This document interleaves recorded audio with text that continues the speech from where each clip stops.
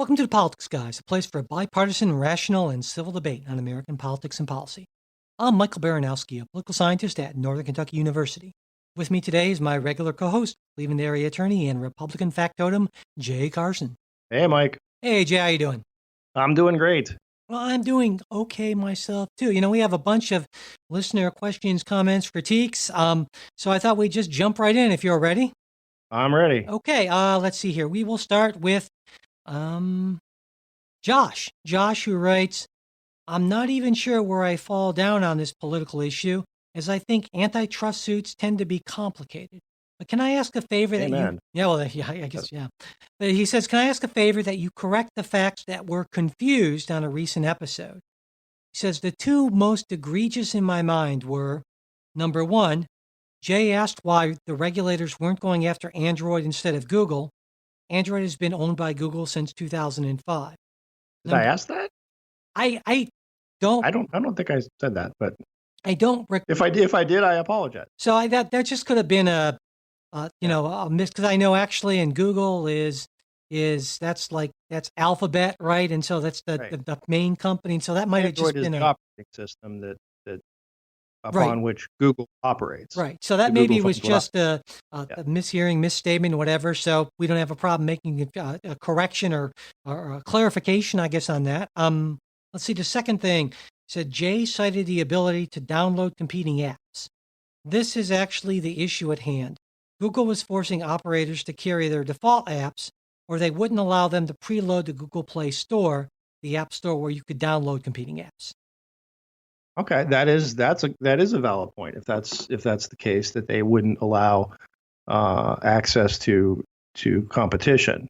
Yeah, I would agree. That's a much bigger deal. I think what it was that they didn't actually, if I understand it correctly, didn't actually pull the access to it, but they threatened to do it, and that threat was enough, essentially. So, and that certainly is I would call that anti-competitive behavior as well, basically. So yeah, there you go. So, all right, well, I think that clears up everything that Josh asked about. Yeah. So there we go. All right. Let's move on to this time me taking some heat, Jay. Finally. It happens. Okay, let's see here. Jesse writes, hi there, guys. Been listening since the start of the year and joined your Patreon gang recently. Love what you're doing. That said, Mike, who I typically align most closely with politically, drove me up a wall recently, and here's how. Okay. Yeah, I know you'd like this, Jay. I hear you, Jesse. He invoked Occam's razor, that most totally useful and universal of principles, but then almost immediately threw it under the bus with regards to Trump and his very plausible allegiance to Russia. He mentioned, quite reasonably, that the implications of this are horrifying, and that it makes him not really want to think about that possibility. However, one can only apply Occam's razor if you're actually willing to examine all the scenarios you can imagine. Most, of course, will be quickly and deservingly dismissed. But if you're not seriously looking at the snowballing evidence that Trump is in the proverbial pocket of Russia because the idea is scary, then you lose the right to lay claim to Occam's razor because you're throwing out possibilities before applying the razor. For my part, I think Occam's razor is firmly on the side of Trump being scared out of his wits about Russia. Not that he's following an exact playbook, but merely that he knows that they've got unsurvivable amounts of dirt on him, and so he's doing everything he can to prove his continuing usefulness. All of your hosts seem to agree that Trump is mercurial and erratic, which is almost true for everything except his total inability to say an unkind word about Putin or Russia. As your episode almost said, I'm paraphrasing, it's almost impossible to imagine what is driving him to show such an apparent allegiance to Russia and stop short of doing the cognitive contortions necessary to justify Trump's consistent behavior with any non-treasonous motives. That's a prima facie win for Occam's razor, pointing to the worst possible version of the Trump-Russia scenario. It doesn't require four-dimensional strategic chess or butting up with dictators just to offend Democrats or imagining Trump as some unknowable psychological Rorschach. Trump being personally terrified of what Putin has on him is a simple, clear, and plausible premise, and one that fits the available evidence to a T. Just because it happens to be unprecedented and horrifying doesn't make it illogical. and you're dismissing it because it's scary, which I 100% agree with, is doing a serious disservice to your faithful listeners, of which, by the way, I will continue to be one. Please take all this in the spirit with which it was intended. So, wow, there's a lot there. And okay, so I get what Jesse is saying about that. So let me try to respond to all that. Okay, and then I'll jump in. Okay, so has Trump been more Russia friendly than previous administrations? I would say absolutely. I don't question that at all. Now, of course, Occam's razor is that idea of, go with the simplest explanation first. Don't needlessly multiply factors there. I think that's a great starting point, but it's not the only principle. It is a great principle, but not the only one. So Trump is in the pocket of Putin is certainly just about the simplest example I can think of. So on that, Jesse, you and I were right on track, But also, I would say Trump is super insecure about his election, and therefore he refused to take seriously Russian collusion. That's also pretty simple. And not only is it very simple and straightforward, it also ties in very well with what we know about Donald Trump's personality over many decades. And as for that other non-election Russia stuff, the idea that, well, Trump identifies with and perhaps even envies dictators, that also seems to me to be pretty straightforward. And again, it comports very well with what we seem to know about Donald Trump's personality over many decades, So, yeah. And finally, I think, Occam's razor, great. And I try to go with that whenever I can. But there's also something that's been called the Sagan standard, which is named after Carl Sagan, a great scientist. Astronomer. Yeah, astronomer. And Sagan said, extraordinary claims require extraordinary proof. And I certainly agree with that. You could certainly say, well, the simplest explanation is that, space aliens have taken over Donald Trump's mind, and he's doing this for that reason. That's very simple and straightforward. It comports with all the facts, but it's an extraordinary claim. Now, I use that, obviously, it's ridiculous in extraordinariness. No one that I know of is... Or is it? But, I would say that the president of the United States is being blackmailed by the president of Russia is an extraordinary claim. And so that, under the Sagan standard, requires extraordinary proof. So I guess that would be my fundamental basic response to that is, yeah, I think you can make a case that, that the simplest explanation is that Donald Trump is either in bed with the Russians or that that they have some dirt on him. And that fits to a great extent what we see. But it is an extraordinary claim. And so I think it requires extraordinary proof using the Sagan standard. And so that, I guess, is, that I guess is sort of my response. I'm sure that some listeners are going to be unhappy with that, I guess. And I hope I'm sort of articulating that well, is that basically that Occam's razor, one great standard, but not the only standard that I use in trying to reach a conclusion. I think the Sagan standard is a good one as well. So there we go. And I guess in the end, Carl Sagan says no collusion. Yeah, I like that. That's the short version, yeah. I guess I'll say once again, in part, and I am waiting for what Robert Mueller finally comes out with. And we talked about on the weekend show, there's some talk that maybe this is winding down. And, there's no guarantee that his main report is going to be made public. Certainly big parts of it will leak out in one way or the other. But, and again, to me, I'm dealing with a situation, it seems to me, where there's so much more that the investigators know that I don't know. And so I am hesitating reaching any conclusions until I have more what I feel is solid evidence as opposed to kind of third-party conjecture sort of stuff, And so, I was responding earlier this week to Scott, one of our long-term loyal listeners, who he's just very, very adamant about the fact that we're not getting into the sort of case against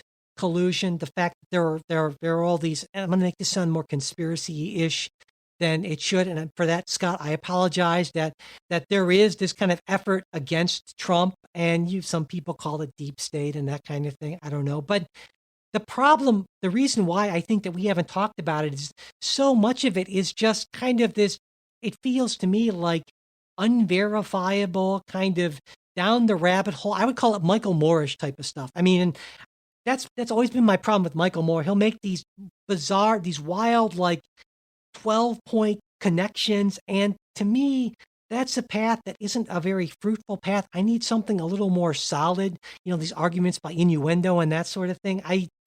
I'm just inherently uncomfortable with that. Maybe it's because I'm a social scientist and I feel I tend to deal more in more concrete things, or from a disciplinary standpoint, I've been trained to do that. So I don't know, but that's why I think I would resist that, regardless of whether it was a thing against Obama or Trump or anyone really. So that's kind of my long and winding response to all that.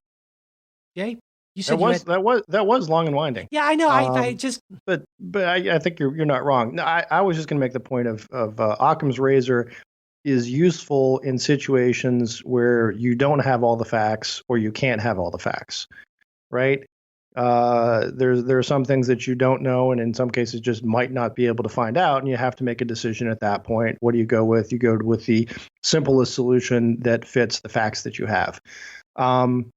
And that's to some extent not exactly where we are, because we're getting more facts and we will get more facts.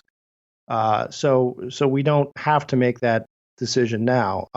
My view, the Occam's razor view, and I'm not discounting what Jesse says, because I think the idea that Trump is either in bed with, knowingly with Russia, to me that seems far-fetched.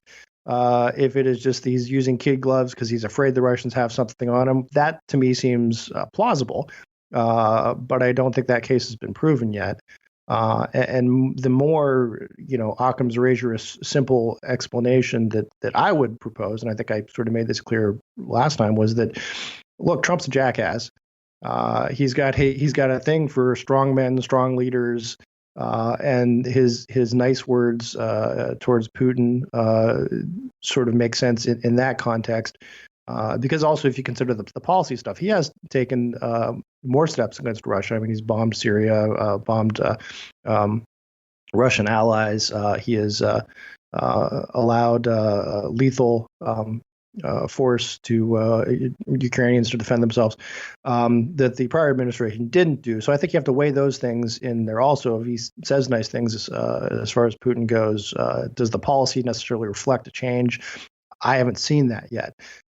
So all that said, you're exactly right. I mean, there's more evidence to come in, and we can make our decision on the evidence then. Does that make sense? Yeah, absolutely. Yeah. Absolutely. All right, let's move on to Anne, who says that she wrote that in 2016, she found herself having to choose between two extremely distasteful candidates, and I think that's a position a lot of listeners sympathize with. Amen. I know I do. But she writes, how do you think we've gotten to this point? Why haven't we gotten better candidates? Does it have anything to do with the fact that they're subjected to scrutiny over every aspect of their lives?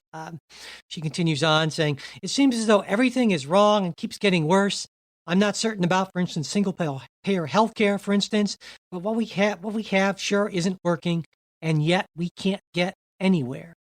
And I think that's a frustration that a lot of Americans on both sides share, certainly, Jay. So any thoughts about why we can't seem to get better candidates or can't seem to get anywhere? It's a big meta question. Mm-hmm. People could write books on it, but yeah. Well, Mike, I'll tell you what, we will do, I promise, a big show on this later. But I think I'll just point out that being a candidate is really difficult in so many ways that folks I think don't appreciate.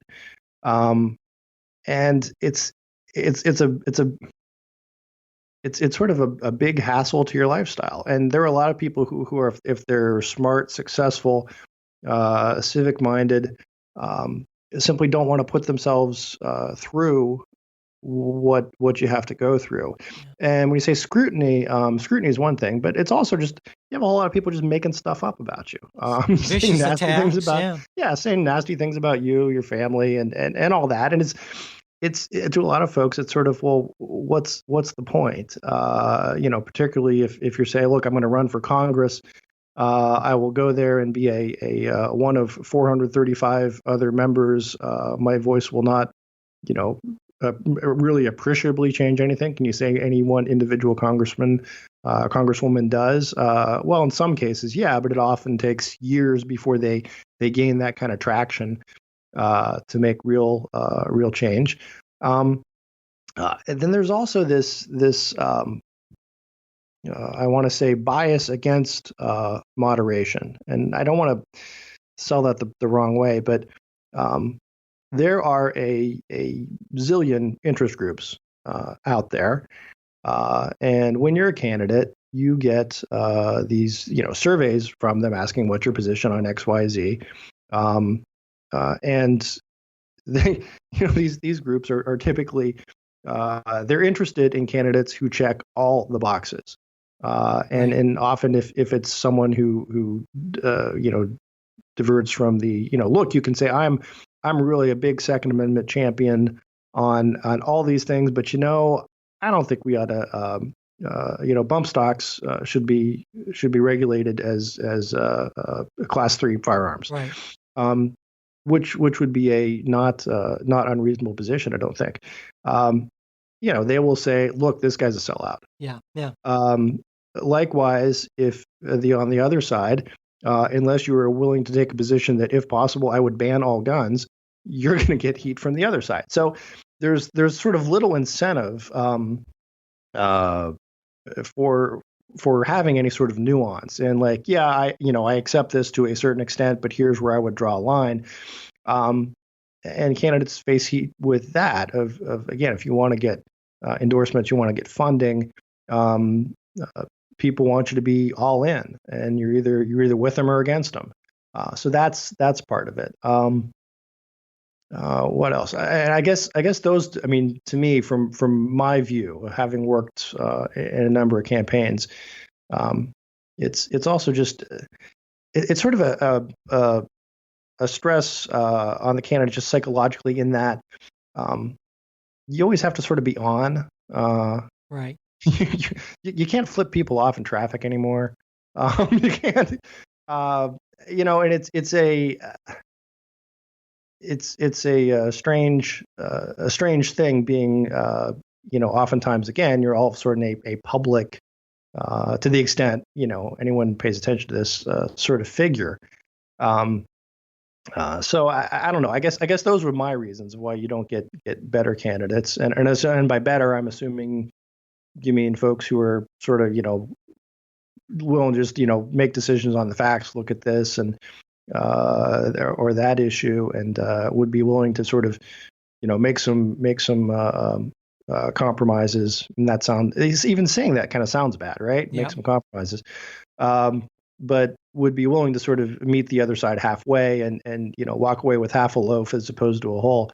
I think those are the factors that push against it. Sure, and that gets into the whole issue of increased polarization and nastiness that we've talked about, and the issue of, like you said, not being able to be yourself at all. I mean, now if you are a candidate for anything, you need to assume that at anything you go to, anything you do, there's going to be someone with a phone who is going to be recording everything you are doing, and that's an awful lot of strain on any human being, and so that lack of privacy that everyone has much less of now, especially candidates, just makes it just extraordinarily difficult in ways that I think most people just can't appreciate. So yeah, one other thing, I think that because of there's so much that you have to go through with this, it sometimes attracts people who are in it for the wrong reasons. Yeah, sure. Who are so dug in, who are so, let's say, lacking in humility, right? I'm always right about that they're drawn into that, because that's the kind of personality you almost need to get through it. Yeah, if politics becomes a reality TV show, then you get reality TV type candidates. Yeah. So there you go, as we know, even at the highest office. So, yeah. All right, moving on. Let's see. Ryan asks Jay, what's your line in the sand on Trump? What would he have to do in order for you to walk away, since you agree with a good portion of his policies and judges, but disagree with his, let's go with, temperament? Um, I'm not. Well, first of all, I guess I'm flattered that you're asking me for my opinion. Because again, I'm not out here to endorse Trump, and I think I'm pretty clear most of the time that I've got problems with him. And I'm not sure exactly what you mean by walk away. Uh, Again, I didn't vote for him. That's about as walking away as you can get, I would Yeah, imagine, from a political standpoint. so it's sort of um, I'm not the way I think this is what both of us do on every show is sort of we look at the issues on the issues and kind of call them like we see them. Um, so yeah, I think Trump's absolutely wrong on trade.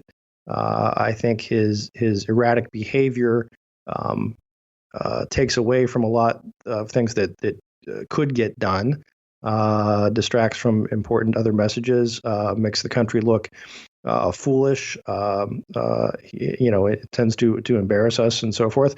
Um, that said, look, I think the judges so far have been good picks, and I think the tax reform bill has been good public policy. So, I mean, I'm not sure. Um, I don't know because Mike, we get a lot of this of like, when will Jay condemn Trump? And okay, I mean, he's he is hereby condemned. I don't has he changed anything yet? So I guess that's the best answer I can have. I don't have a line in the sand because I don't really see things as I'm with him or against him. I'm looking at issue by issue, and so it would maybe, tell me if this is right.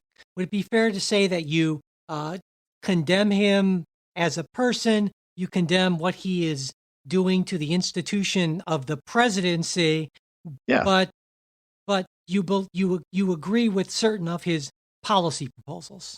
Would that be a fair way to put it? Yeah. Okay. And I would point out really that, let's, if you want to talk about Neil Gorsuch or Kavanaugh or the tax reform, which again, to me, those, if you want to look at what are the achievements of the Trump presidency, I'd add in a lot of deregulation. Those are things that you likely would have seen under any Republican candidate. I was just going to say that. In one form or another. Yeah. Those aren't particular Trump ideas. If anything, those are situations where Trump has deferred to the more traditional Republican view of things. Yeah.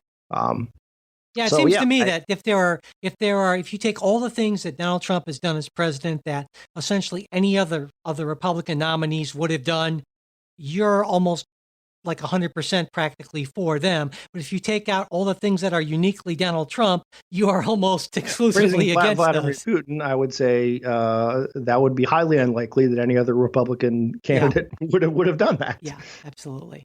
Yeah. So all right, let's see here. Tony asks, I would love to know what you guys think of the farmers that are getting handouts. Are they hypocrites for accepting the handouts after voting for Trump on his platform to take away handouts? And Tony here obviously means that $12 billion in assistance to farmers who are hurt by the retaliatory tariffs that were in response to Donald Trump's tariffs, essentially. Yeah. So, I don't think they're hypocrites for accepting them. I think if you're subject to a policy that hurts you and you have a way of keeping your business going, well, you take that, certainly. But I guess I would say that the larger problem is that the president first created a problem and then he tried to partially solve the problem he created by taking money from the taxpayers and giving it to a smaller group who wouldn't need it in the first place if he hadn't created the problem. Yeah. So I mean, I think that's exactly right. I mean, on the one hand, from a purely policy and philosophical standpoint, I think this is sort of like a double tragedy. I mean, you ought not to have the tariffs in the first place that caused the problem, and then you're compounding it by government handouts, which is sort of the second big piece that, again, sort of like Milton Friedman must be, kind of rolling in his grave here. That said, I don't blame these farmers in particular, or find them to be hypocrites. I think you're right. If the government causes you a problem and then they're willing to compensate compensate you for it, well, that's probably all well and good for you. Again, it's a larger policy problem for the rest of the country that's sort of now Yeah. subsidizing this cost. And I should point out, Mike, you used to be um, again back in the day. Mike and I roomed together in Washington. We had another roommate who was from a farm state, That's right. Montana, I believe. Yep. And you guys used to pick on him all the time over farm subsidies. That's right. Because he would talk about how like they weren't growing whatever crop, they're getting paid for not growing whatever crop on their land. And you made the great comeback. Well, I'm because something it was something like it was not good farmable land or something. And you made the great point of like, well, neither's my driveway. Yeah. I'm not growing any crops on my driveway. Where's my Where's check? my money? Yeah. Yeah. Exactly. That was back in the day when Mike was a little more reasonable on these things. But yeah, so I just wanted to point that out, kind of in fun, and again, to the extent that people wonder what I think, Yeah. Well, again, I'm flattered, but I guess the bigger point is what's the typical conservative response, and I say it's yeah, I harm would. in both cases. No, I would say though, I think what Tony maybe in part is saying that, these folks said, yeah, we're all for protectionism and more jobs in America. And so now that the president's seemingly doing stuff along those lines, shouldn't they put their money where their mouth is? I guess I would say that I don't think that a lot of these folks understood the implications, because I think they just assumed that there'd be some way to magically bring jobs back, because that's sort of what the Yeah, president seemed to suggest to them when he was a candidate. So I think they were sold a bill of goods, because yeah. this is Well, pretty complex stuff. So yeah. I don't Well, know. there's also an assumption kind of baked in that these farmers who were getting the checks did vote for Trump. Sure. I know a lot of people in those states did people who are now being hurt by that. I'm probably some of them. But then you also factor in there are people who would have said, look, I think Trump's absolutely wrong on trade. Gosh, I hope he doesn't do this, what he's talking about. But man, we need him when it comes to Supreme Court Yeah. vacancies, and they're willing to kind of hold their nose and vote on that way. So people vote for a variety of different reasons. Yeah. Definitely. And as my sense, most of the people in the Farm Belt country who voted for him didn't vote for him on the protectionist type agenda. Now, I think folks maybe in Pennsylvania and Michigan and places like that, maybe more so. But Yeah. Yeah. Definitely. All right, here, let's see. Scott wants us to, in his words, let's see, discuss why the DOJ won't comply with congressional requests for documents, and why, after claiming that the really bad information was in the redacted portion of the FISA warrant, won't the Democrats join in a bipartisan effort to release additional portions of the warrant? Um, so I guess my thoughts on this, I think there's a little difference of opinion on this. Now, so far, uh, Department of Justice officials say that they've given Congress access to nearly 900,000 pages of documents they've requested. And according to the FBI director, Christopher Wray, who is a Trump appointee, by the way, he says, I'm committed to being responsive to congressional oversight, but I'm also unwilling to budge on talking about ongoing investigations and protecting sources and methods. So to me, that's where the tension is on this whole thing. The DOJ is saying, we're going to give you what we can, but we're not going to get into certain of this stuff that's sensitive because of ongoing investigations and sources and methods. And certain Republicans in Congress want a lot more than that, and they're working it out. And it's a slow process. And I think there's a small group of Republicans in Congress who want to make this a very public, partisan process when this sort of thing goes on all the time. This ridiculous impeach Rod Rosenstein thing, when Donald Trump could order the Department of Justice to turn over all of these documents. So really, it's Donald Trump you have an issue with. But of course, that's not the point. This is being done to score political points and to discredit the investigators, which is what I have a huge problem with. So to me, this kind of thing goes on a lot more than people might realize. And it's the kind of thing that's being worked out, but there's a small group of members of Congress who are deciding to try to make political hay with it. And I think that's just wrong. So that's sort of my take on it. Jay? I think Scott raises a really good question. Okay. And no, and look, there is we have a system that provides for congressional oversight. They have asked for some very specific information that would not seem to um, uh, preclude or implicate methods or sources, and the Justice Department has stonewalled. Well, stonewall's an Justice unfair Department. word. That's not true. Stonewall No, well, suggests no, that they've it's they've just said no, we refuse to. It's been an ongoing negotiation. So well, Stonewall, no, I just it's a Stonewall has to mischaracterization. those like they haven't given the documents, and it came to the point of are we going to have to threaten you with contempt of Congress before they started giving some of the documents, and even then they still didn't. I'm just going to throw out like one little thing. I mean, I don't know if you've seen the FISA warrant. It's available online Mhm. now. Um, but some of the redactions are interesting. And to me, one of the most interesting ones, because this goes to one of the biggest questions, is when did this investigation start? The date on which the FISA warrant application was submitted is redacted. Now, how does that affect methods or sources? I don't know. And even so, most people, we've got a general, we know what month it was. Um, but the other thing that I think belies a lot of what Justice is saying about methods and sources are when these things are eventually released, and whether it's in redacted or non-redacted form, you realize, look, there was nothing that needed to be protected back 3 months ago when you wouldn't give this to us, which raises the suspicion, and I think it's quite a legitimate one, that Justice Department doesn't want to give this stuff out simply because it is embarrassing to it in one way or another. So that's my response. I am all for. I think I understand the tension between congressional interference with an ongoing investigation, but I also appreciate the role of congressional oversight, sure. particularly in something like this, where it goes to surveillance of someone associated with a presidential campaign, and that warrant was granted. And again, you can look at the actual FISA application now, on based largely, if not exclusively, on the dossier, which is something that was denied previously. So, I think that you seem to be very willing to extend a presumption of good faith on the part of Congress, but not on the part of the FBI, the Department of Justice. You're making this assumption that they're trying to hide something that's embarrassing to them, even though, like I said, the Trump nominated and Republican confirmed FBI director supposedly has this long history of impeccable, conduct and integrity and all this sort of thing that Republicans were talking about, and sure. and yet these people, these people who are calling for this, these incredibly partisan people who don't have that same reputation, the Jim Jordans and the Meadows, and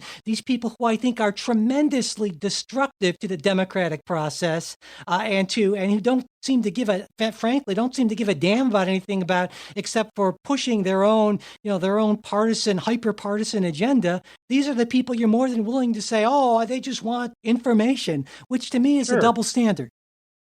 Well, no, I would look at this, and if we look at what I said on the Saturday show when we were talking about the Manafort trial, um, to me, a lot of this, the motivations don't really matter. If it's politically motivated, so what? I mean, just as if the investigation into Manafort is politically motivated, look, he's still, there's still a good likelihood that he committed these crimes, and he ought not to be excused for it simply because the person who's prosecuting him may have a political motive to do so. Likewise, certainly Congress has a political motive to do this, but that's part of the beauty of our system, right? That you've got an opposition party that's willing to hold other branches and other parties, and in this case, there's an odd correlation between one party and the executive branch, hold their feet to the fire. So to me, it's sort of whatever their motives are. If the investigation is leading us to the conclusion that the FBI submitted a FISA warrant based on information that it knew was unverified, and it said it was verified to the court, in order to intercept communications of an American citizen associated with a political campaign.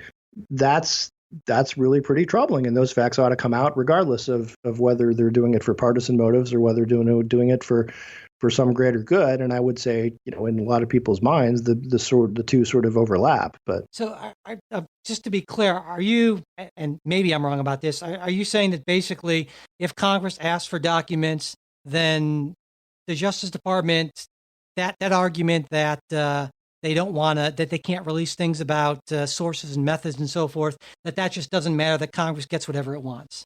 No, not at all. So I guess that's that's where I'm having trouble. I think there's a good argument saying sources and methods, but my point is, see, that's sources and source just saying, sources and methods. That's not a free pass. Sure, no, I totally agree with you. I guess that's why I'm having trouble understanding, because it seems like you're willing to accept the argument that the sources and methods things is being used disingenuously by the DOJ, but that there's no. I don't know why exactly you're assuming that, but on the other hand, you just assume that this is just this case of these faultless congressional truth searchers, and that therefore, if the FBI, the DOJ isn't releasing something, that must be the assumption is that they must not have a legitimate reason for doing that. And that's, I guess, why aren't you willing to extend to them the benefit of the doubt, I guess, is what I'm wondering. Because here's the thing. A lot of the people who have been asking for this information are people who are cleared to see it, right? Okay. This is not a matter of we're asking this to be released in the New York Times. These are folks who have the security clearances. The other piece of this, going to the same thing, is why weren't it's called the gang of 8 leadership in the political parties and on the intelligence oversight committees. Why weren't they informed of this investigation before, which would have been sort of the standard procedure? And so far, the Justice Department's response has been, no, we're because you don't need to know, you can't handle the truth, kind of thing. So that's why I think there's a lot of reasons, and also the fact that what we have seen as it's been declassified, which was originally held up because it supposedly would compromise sources and methods, does not seem to whatsoever. Okay. That's my now. All that said, I'll agree with you on Trump could solve this problem by declassifying everything. Right. So I'm wondering. And we're in agreement on that. Given that he doesn't seem to have a whole lot of reluctance with interfering with the process at any other point, it's puzzling to me. I mean, legitimately, I'm not trying to be funny about this. It's legitimately puzzling to me why he wouldn't do that, which makes me think there's got to be something going on that I don't know about, because that seems to me to just be an obvious and simple fix. But so that's just weird to me, honestly. It's weird to me that he hasn't yet either. I mean, I can come up with a bunch of reasons why he would or why he wouldn't, but it would all be just be me guessing. And one the conclusion that the left would have you draw is, well, he's not going to declassify it because he knows that's going to show that he's a crook in bed with Russia, he's a Russian agent, so forth. But there's a less I wouldn't say negative, but there's a more straightforward explanation, is that he has been briefed on what this is about, and he has agreed with the Department of Justice that this does need to be kept secret because of sources and methods and so forth. I mean, that's the kind of explanation that doesn't make Trump a Russian agent or anything like that. And that's kind of the one that, talk about the Occam's razor sort of thing. I would assume that, Donald Trump hasn't done that because he asked his people about it. Because he's a responsible guy, Mike, right? Well, okay. That's what you're saying. I don't go that far, but listen, yeah. No, and that again, that's an equally plausible reading that he's looked at that and said, yeah, it really would compromise some, this information really would compromise some methods and sources. Yeah. The other is maybe he's just waiting to let this all play out. Yeah. See what Congress gets, see what they can get, and then at the end of the day, when they don't get it, then say, listen, if they're not going to give this to Congress as they ought to, I'll just go ahead and declassify it. Yeah. Because I should point out that there are a number of members of Congress, Republican members, who are essentially saying that, yeah, we're working through it and so forth. So it's not Yeah. like the Republicans are as a group up in arms about this. There are certainly some folks who are more upset than others. Okay, let's see. Finally, today we have Jesse, who writes, it's kind of related.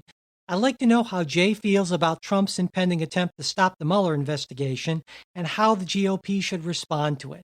After the recent Sessions tweet and insane behavior at the Helsinki summit, it looks like he's going to do something drastic soon. Again, flattered that people want my personal opinion, but I'll give it. I think that would absolutely be insane for Trump to do anything to shut down the Mueller investigation. It would throw fuel on the fire. I don't think it would get and again the procedural way that this would all come out would be just god awful. And I'm talking not even on the merits of the thing. I'm just talking on the politics and the optics of it. Is he would go to Rod Rosenstein and say, I want you to fire Mueller. Rosenstein would say, no, I won't. Trump would say, yes, you will. Rosenstein would say, I resign. Then you get the next person in, and I want you to fire Mueller. And he'd say, no, I won't. And, it would be the Friday Night Massacre. Exactly. The Nixon thing. Nixon right. had. Eventually, he'd find somebody who would agree to fire Mueller. And then immediately all the flames would be, burning as to why did he do this? He's trying to stop the investigation. I think the much smarter political play is to continue to let it play out. Say, listen, I have nothing to hide. The facts are going to show that I'm no collusion, and stick with that. So I think it would be absolute political suicide for him, and also for Republican candidates. I mean, why would you do that to them? Because then they'll face this same question that I'm facing, as to why is he doing this? Why isn't he doing this?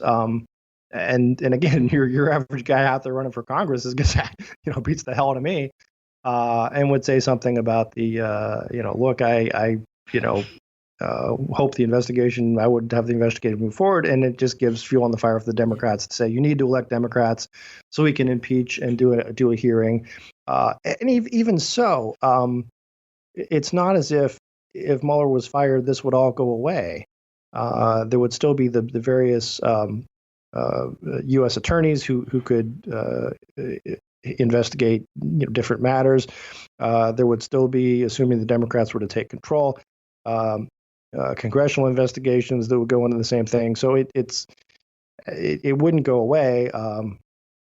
I have to think Trump is smarter than to do that. I think the tweets are just sort of, it's just Trump being Trump, and he's just kind of trolling Democrats and so forth and doing this. I don't think he seriously would consider doing anything to end the Mueller investigation. At least, at least I think that would be bad politically, and I think it'd be bad policy-wise too. Yeah.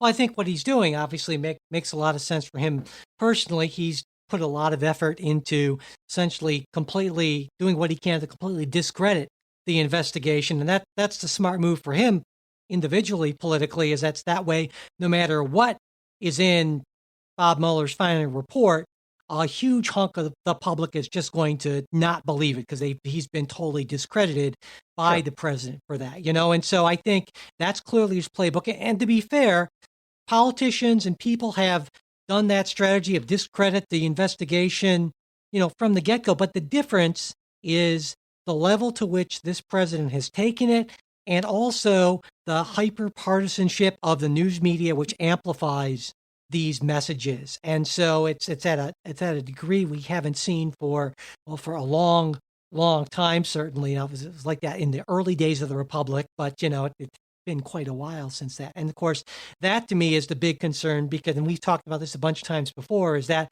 while that might work for you personally, then when people feel like they can have no trust in any institutions, that is really horrible for democracy as a general rule. And I know you agree with that. Yeah, as well. No, I agree with that. And I would also say, though, I think it's not completely unhealthy to to push back on investigations if you think they're not fair, or that they are, again, somehow misleading or rigged witch hunts. I really like that, rigged witch hunts. There's a line, basically, and there's no. I mean, I'm just thinking about look. I mean, Joe McCarthy was conducting an investigation about Russian collusion in our military and our State Department.